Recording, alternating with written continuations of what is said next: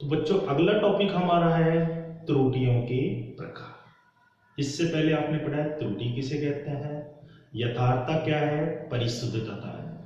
अब लेते हैं त्रुटियों के प्रकार।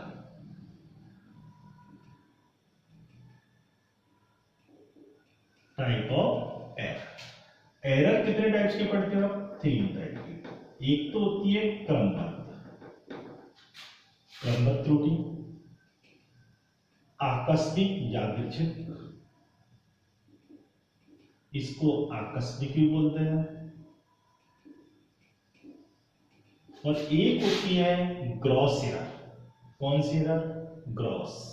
ग्रॉस जो बहुत ज्यादा मात्रा में क्या होती है, प्रोड्यूस होती है, जिसको हम हिंदी में बोल देते हैं स्थूल।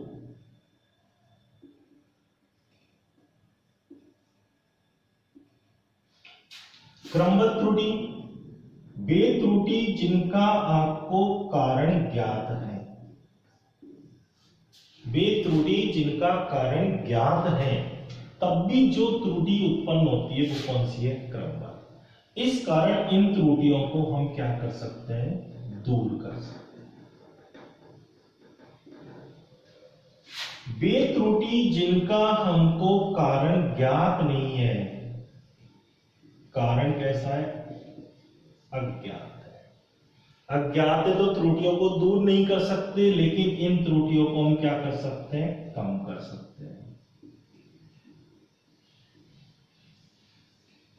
स्थूल यानी बड़ी मात्रा में, और बड़ी मात्रा में किसके कारण होती है? प्रेक्षक की लापरवाही के कारण।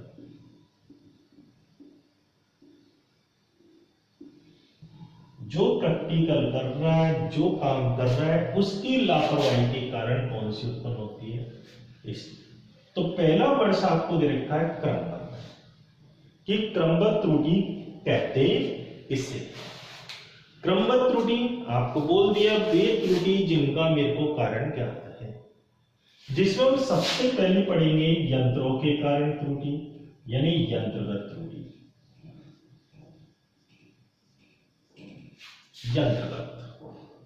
यंत्रगत मीन्स जो यंत्र, जो उपकरण आप काम में ले रहे हो वो लोकल है, लोअर क्वालिटी का है, होता है ना, कंपनी का एक लोकल है। सेकंड, उसकी बनावट में प्रॉब्लम है, उसमें जो चीजें काम में लिए, जो ले रहे हैं वो लोअर क्वालिटी की है। कुछ ना कुछ उसमें क्या है? बनावट में, उसकी कार्य प्रणाली में, उसमें जो हम काम सामान ले रहे हैं उनमें कुछ ना कुछ क्या है? प्रॉब्लम है। उसके कारण जो त्रुटि उत्पन्न हो रही है उसे कहते हैं यंत्रगत त्रुटि। तो यंत्रगत आ गया, किसे कहते हैं? यंत्रिकी में क्या हो गया? उसकी बनावट में प्रॉब्लम हो सकती है, उसमें जो सामान यंत्र में बनाने में प्रयुक्त हो रहे हैं उनमें कोई नहीं कोई फॉल्ट है। जैसे हम पंखा लिया, पंखे की क्या होती है? बाइंडिंग। मेन मोटर की क्या होती है? बाइंडिंग। बाइंडिंग आपकी लूज है, जो वायर है उनकी क्वांटिटी कमियां क्या डाल दी? ज्यादा है, यानी उसकी संरचना में भी क्या है? प्रॉब्लम है। वर्नियर कैलिपर्स स्क्रू गेज आता है, उसमें हम लेते हैं 2 पैमाने, एक होती है मेन स्केल, वर्नियर है तो वर्नियर स्केल, दोनों की शून्यांकी का मिलान नहीं है, बिल्कुल शून्य का क्या है? मिलान नहीं, तो उसके कारण जो त्रुटि उत्पन्न होगी वो क्या होगी? यंत्रगत। अब इस त्रुटि को हम दूर कैसे करेंगे? त्रुटि को दूर करने का तरीका क्या है? उच्च क्वालिटी के उपकरण लेना, उच्च कोटि के उपकरणों का क्या करना? उपयोग करने के कारण इन त्रुटियों को आसानी से क्या किया जा सकता है? दूर किया जा सकता है। क्लियर? सेकंड आपका है व्यक्तिगत त्रुटि। व्यक्तिगत मीन्स प्रेक्षक।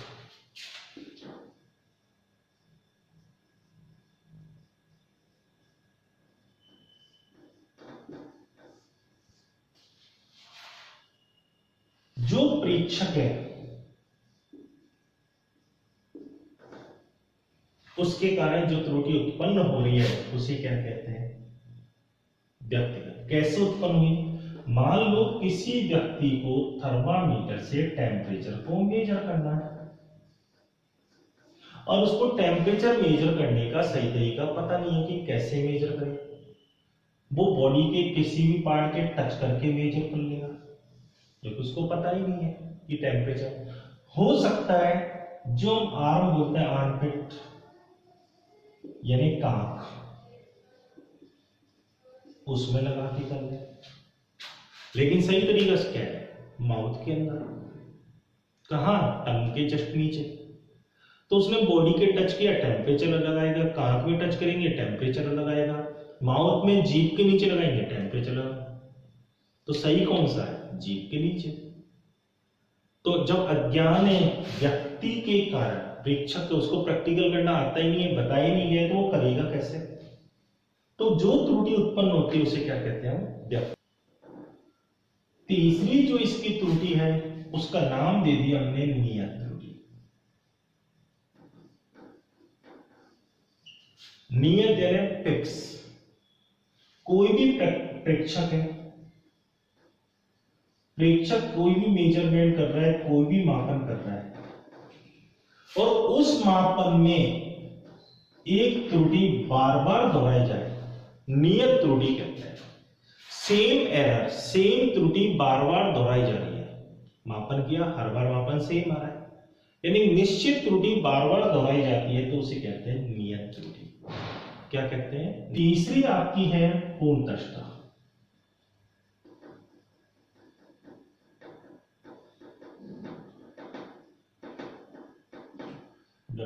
फोर्थ है पूर्णतष्टा के कारण त्रुटि। कैसे कैसे उत्पन्न होती है। मान लो आप कैलोरी मापी लिया और उससे किसी पदार्थ, दिए गए पदार्थ की विशिष्ट ऊष्मा ज्ञात करनी है, लेकिन विशिष्ट ऊष्मा ज्ञात करने में कि ऊष्मा का किसी भी रूप में हानि नहीं होनी चाहिए, जो ऊष्मा ऊर्जा है उसकी हानि नहीं हो। लेकिन कैलोरी मापी के द्वारा ऊर्जा की विकिरण के रूप में क्या होती है, हानि। कुछ ना कुछ ऊष्मा विकिरण के रूप में कहां निकलती है, बाहर निकलती रहती है।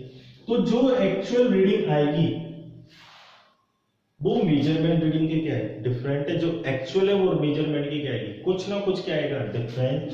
तो इस त्रुटि को क्या कहते हैं, पूर्णतष्टा के कारण। तो इसको पता है कि रीडिंग में सही कर रहा हूं, उपकरण भी आपका सही है, लेकिन फिर भी उसमें क्या उत्पन्न हो रही है, त्रुटि। तो वो क्या कहलाएगी, पूर्णतष्टा। क्यों, इसको हम देख नहीं सक पा रहे, ऊष्मा क्यों जा रही है, कैसे जा रही है, पता नहीं चला, तो उसको उसमें क्या है, मेजर नहीं कर पा रहे, तो उसे कहते हैं पूर्णतष्टा के कारण त्रुटि। इसको समझने के लिए दूसरा एग्जांपल लेना।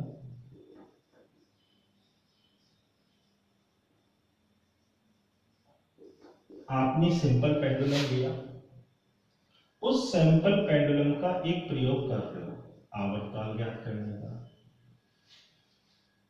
अब इस प्रोसेस में जब हम सिंपल पेंडुलम का आवर्तकाल ज्ञात करते हैं तो हमारा फॉर्मूला आता है T बराबर 2π√L/g। लेकिन जब ये इधर से उधर घूम रहा है तो वायु के साथ कौन सी प्रक्रिया हो रही है, घर्षण। क्या हो रही है, घर्षण। लेकिन जब हम रीडिंग लेते हैं तो इस घर्षण को नगण्य माना जाता है, तो इसके कारण रीडिंग में थोड़ा बहुत क्या आ रहा है, चेंज आ रहा है। उस चेंज को हम मेजर नहीं कर पाते हैं, तो ये भी कौन सी कहलाएगी, पूर्ण। जो एक तरीके से पता तो है लेकिन अदृश्य रूप में है कि इसको हम किस तरीके से कैलकुलेट करें, उसी कहते हैं पूर्णतष्टा के कारण त्रुटि। क्लियर। जो हमारी इसकी फिफ्थ पार्ट है, बाह्य कारकों के कारण, बाह्य कारकों के कारण। बाह्य कारकों के कारण कैसे उत्पन्न होगी त्रुटि। बाहरी कारक, ताप में, दाब में क्या होता रहता है, चेंज। वातावरण में क्या होता है, चेंज। कुछ प्रैक्टिकल ऐसे होते हैं कि जिनको हमको बंद कमरे में करना है। यदि उस प्रैक्टिकल को आप ओपन करोगे, ओपन रूप में करोगे, बाहर करोगे, तो रीडिंग में कुछ ना कुछ क्या आएगा, चेंज आएगा। तो उसको किसके कारण त्रुटि आ रही है, बाहरी कारण। सेम यदि कुछ प्रैक्टिकल ऐसे होते हैं जिसको हमको ओपन करना है, बाहर करना है, और उसे हम बंद कमरे में कर रहे हैं, तो रीडिंग में कुछ ना कुछ क्या आएगी, प्रॉब्लम आएगी। वो कौन सी है, बाहरी कारकों के कारण उत्पन्न त्रुटि। तो हमने कितनी पढ़ी है, 5। पहली यंत्रगत त्रुटि, दूसरी व्यक्तिगत त्रुटि, तीसरी नियत त्रुटि, चौथी पूर्णतस्था के कारण त्रुटि, फिफ्थ बाहरी कारकों के कारण उत्पन्न त्रुटि। टोटल आपकी कितनी हो गई है? 5। क्लियर? अगला लेते हैं हम आकस्मिक त्रुटि, यादृच्छिक या आकस्मिक।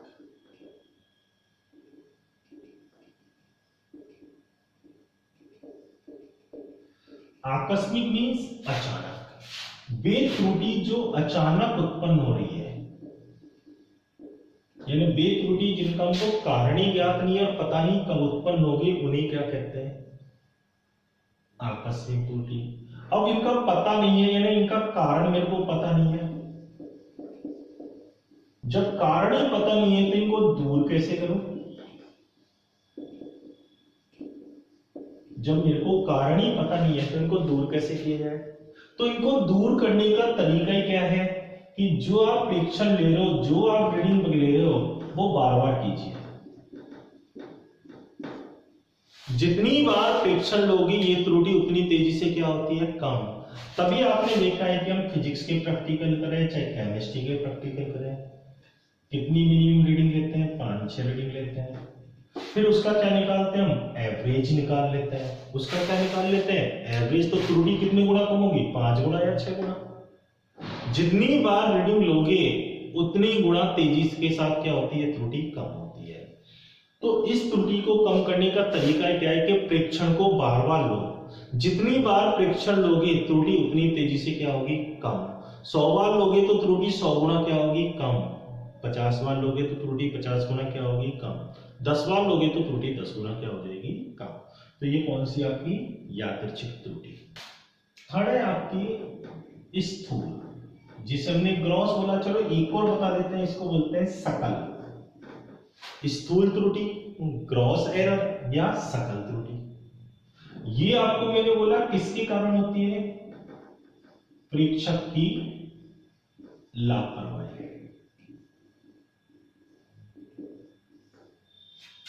प्रेक्षक की लापरवाही के कारण। कैसे? फास्ट प्रैक्टिकल करना स्टार्ट कर दिया उसने डायरेक्ट ही,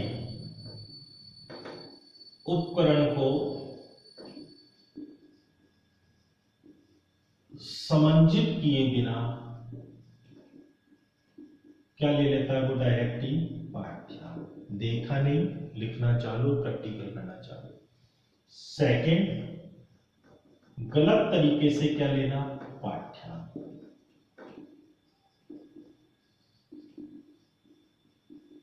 मतलब समझो इसका, ये एमीटर ले लिया हमने, ये इसकी निडिल होती है। 1 2 3 4 इधर को होते हैं खाने, इधर भी 30 खाने। बीच में निडिल है, यहां पर 0 है, 1 2 3 4 ऐसे लिखा होता है। 5-5 तो होता है, 5 10 15 20, 5 10 15 20 25 30।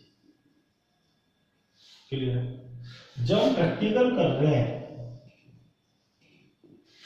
इनिशियली रीडिंग कहां देखनी है इसकी? जो निडिल है वो 0 पर है। स्टार्टिंग प्रैक्टिकल समझिए। बाई चांस आपने नहीं किया और रीडिंग आप सीधा स्ट्रेट नंबर दिशा में नहीं देखते, सामने से देखना होता है, बिल्कुल सामने से। लेकिन आप उसको थोड़ा लेफ्ट से देख रहे हो या कहां से देख रहे हो? राइट। तो ये निडिल कहां दिखेगी? आप तो इधर दिखेगी या इधर दिखेगी। लेकिन थोड़ा थोड़ा क्या आएगा? चेंज आएगा। तो उसको गलत तरीके से क्या ले रहा है वो? पाठ्यांक। पाठ्यांक बिल्कुल कहां देखना चाहिए? हमेशा स्ट्रेट लाइन में, बिल्कुल सीधा। लेकिन आप उसे थोड़ा लेफ्ट में देख रहे हो या कहां देख रहे हो? राइट से देख रहे हो, तो रीडिंग में क्या आएगा? प्रॉब्लम आएगी। तो इसे बोलते हैं गलत तरीके से क्या लेना? पाठ्यांक लेना। तीसरा, पाठ्यांक लिखते समय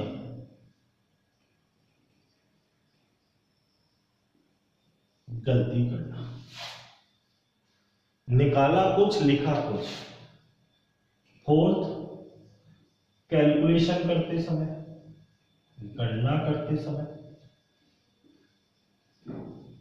क्या करना? गलती करना। जब वो गणना कर रहा है तब भी उससे कुछ ना कुछ क्या हो रही है, गलती हो रही है, तो भी वो कौन सी होगी, स्थूल। कैसे, प्लस की जगह क्या चिन्ह ले लिया, क्रॉस का लग गया, 2 की जगह कितना बन गया, लिखना 2 था, कितना हो गया उससे 8 बन गया, 3 की जगह उसने 5 बना दिया, मतलब कुछ ना कुछ छोटी मोटी उसने क्या कर दी, दशमलव का कहीं यूज नहीं किया। तो ये छोटी मोटी गलतियों के कारण जो त्रुटि उत्पन्न हो रही है वो घोर लापरवाही है, तो उसे क्या कहते हैं, स्थूल। समंजित किए बिना रीडिंग लेना, गलत तरीके से रीडिंग लेना, पाठ्यांक लिखते समय गलती कर देना, लिखना क्या था लिख क्या दिया, कैलकुलेशन में गलती कर दी, तो ये सब कौन सी हमारी, स्थूल त्रुटि। क्लियर है। अगला हमारा पॉइंट है त्रुटियों की अभिव्यक्ति, एक्सप्रेशन ऑफ एरर। एरर को हम किस तरीके से, किस रूप में हमको मैथमेटिकली रिप्रेजेंट करना है। तो इसमें हमारा त्रुटियों की जो अभिव्यक्ति है,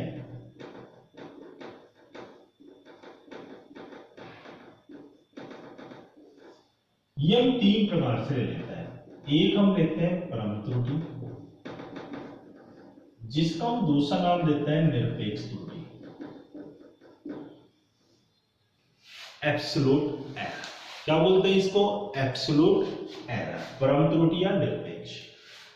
किसी भौतिक राशि का एक कौन सा मान पढ़ा है हमने, अगर आपने सुना हो, सही मान।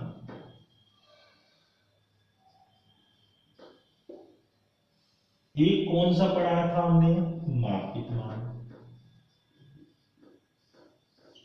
ट्रू वैल्यू और मेजर्ड वैल्यू। और इनका जो अंतर आएगा, इनका जो डिफरेंस आएगा, उसे हम किस नाम से जानते हैं, परम त्रुटि।